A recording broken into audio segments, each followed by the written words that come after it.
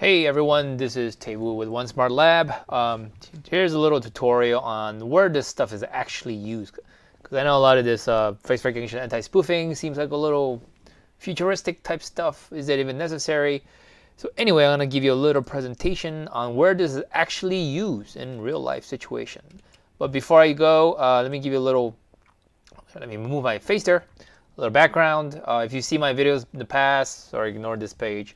So I spent 15 years in Silicon Valley doing data engineering, doing ad tech space. There's a picture of me winning the Yahoo AT&T hackathon. Solo One Media, a company I started in ad tech, we did pretty well. So that's what we use, where we spun off One Smart Lab, doing AI for biometrics in video security, analytics, stuff like that. So anyway, about me, I was an AT&T hackathon, Yahoo Small Business Advisors, NBC area. We got covered on Wall Street Journal. Anyway, all that good stuff. So let me get started. So face recognition stuff. Where can I move my face? So tricking camera has always been sort of like the thing that people love doing, right? Like for example, this is like basically camera illusion where you can change the perspective of the person in the image, and you can kind of mess around with that and then make it look like you're huge, right? Like the person on the top left, he's like blowing these small people onto the floor, and the same thing on the bottom left, he's like carrying like little person. And let me move my face over here. This is where basically the same thing, perspective is basically you're tricking the camera into thinking, and you creating this illusion that you are actually bigger than it is. Now, in the modern age where everybody has a camera, this is basically, trickery, right? But when cameras first came out, in the, whatever it was, like 1920s or 1800s or whatever, if people saw this, they would be thinking, wow, there's these huge, gigantor humans that are doing, all kinds of like, stuff to these little humans, right? That's what you start believing. But obviously, that's not true because, now we know it's a camera trick. Now it's the same concept with with face recognition, right? Now face recognition is now used everywhere in any kind of self-service type tool or in video surveillance or any kind of Facebook, social media. But now it's being used as as an ID theft tool, because what they can do now is any kind of service that's asking you to use your face as a way to identify yourself.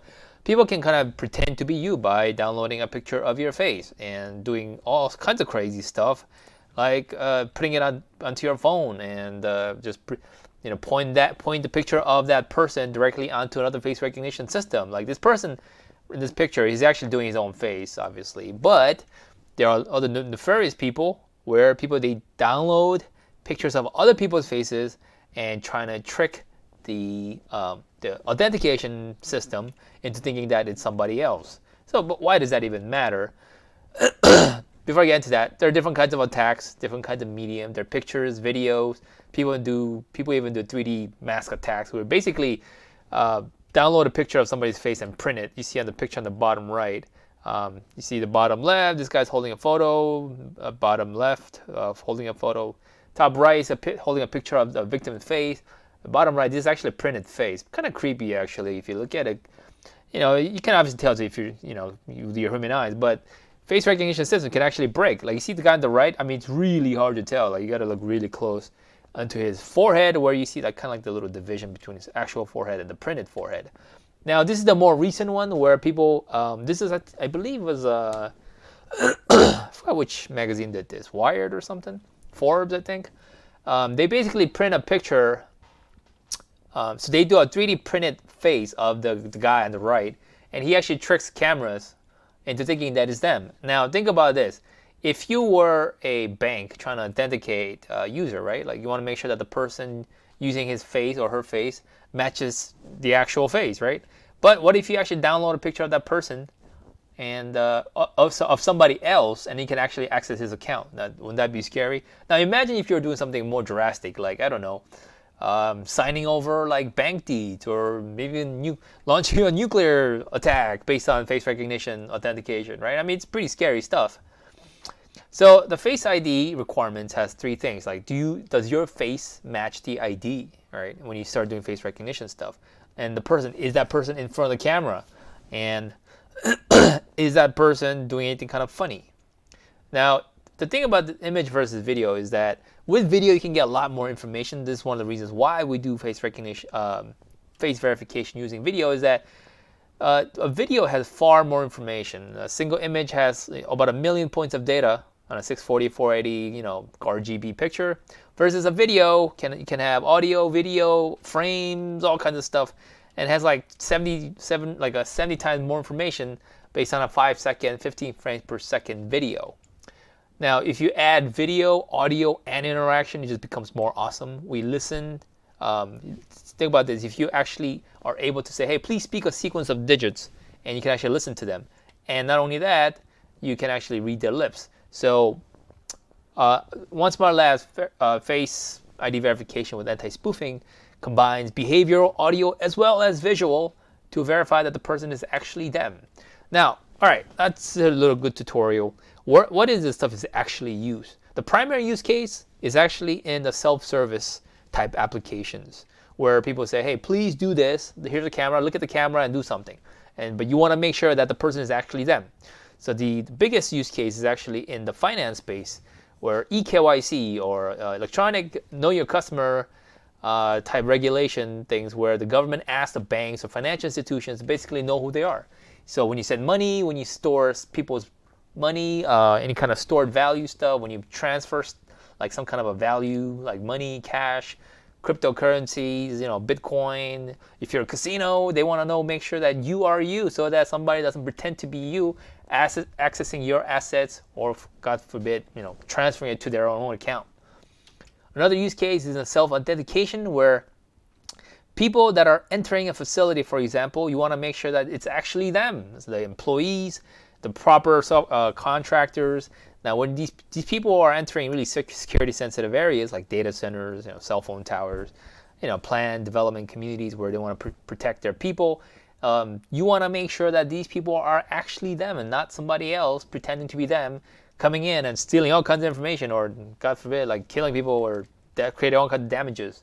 Right? The other one is in the self-identification, where you want to make sure that the person is actually them. There's an actual use case. I don't know if you guys know, but in a lot of parts of the world, there's a lot of construction going on, and a lot of times the workers aren't necessarily, the brightest or the best moral people, right? So you want to make sure that it's them. So what people have done is that they use GPS and also face recognition to make sure that, one, the person is actually there on site doing the work, and number two, that it's actually them. But problem is GPS, yeah, you can prove that they're there. The phone is there, but so they use face recognition on top of that to make sure that they're actually physically there with the phone. However, what do you do when, I don't know, you say, you bunch of employees collude and they say, hey, scan my face and check me in so that my boss thinks that I'm there so I can get paid, and whatever I get paid, I'll split with you. Now, this is not a hypothetical story. This actually happens actually globally. So a couple of construction companies have reached out to us and are asking about this stuff to make sure that the person in front of the camera using the phone with the GPS tracking is actually them, because employee time theft in areas like construction or any of these sort of like Uber on-demand type jobs, you want to make sure that they're there because you're not there physically all the time to make sure that they're there, right? So these are actual practical use cases. Now, I'm going to give you a story of my mom. I think if you haven't read this already, my mom lives in New York City / New Jersey area. She got a bill from the IRS saying that she owes $35,000 in back taxes because somebody used her information to basically do all kinds of work in Alaska. And my mom's never been to Alaska. I've never been to Alaska. She's never been there. And claimed that she's a waitress, and she worked there for like years. I think I looked at it, it was like years. And she worked at, she owed about $35,000 back taxes, and somehow the government thinks it's her, even though obviously if you just do the kind of like any kind of thinking, obviously this is not her, right? How can she run a business in New York City and at the same time work as a waitress in Alaska? That's impossible. Problem is because identity fraud is huge. It's still big, and it's going to get bigger and bigger as the world is becoming more and more digitized and using all kinds of these face recognition / self-serve authentication type stuff. It's going to happen more and more. So That's it from me. Just letting you know that face recognition stuff, right? Going back here. Where am I going? Anyway, it's going to be big, and there's so many practical uses. There's just infinite uses. I mean, face, if you think about face, your face is the ultimate ID, right? It's not a password. It's not a key to the door. Your face is the ultimate password, and people will try to attack it because that's what holds a key to your everything, basically. So anyway, that's it from me. That is my information. It's onesmartlab.com. You can get development test accounts and REST API access there. If not, send me an email, tewu@onesmartlab.com. That's my LinkedIn. If you have any questions, if you have any help, if you need help with any of this stuff, feel free to reach out to me. And that's it from me. Thanks. Bye-bye.